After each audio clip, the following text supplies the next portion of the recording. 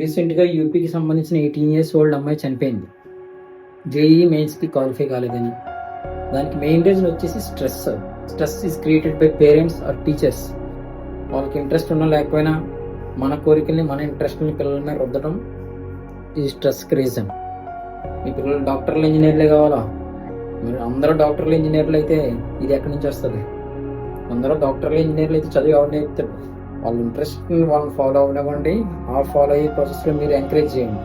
చదువులో మాత్రమే XL level అనుకుంటే మనకు ఒక ధోని ఉండడం, ఒక సచిన్ టెండూల్కర్ ఉండడం, పిటి ఉష ఉండడం, తులసి చందు అని ఒక జర్నలిస్ట్ యూట్యూబ్లోనే వీడియోస్ చేస్తారని అలాంటి వాళ్ళు కూడా ఉండరు.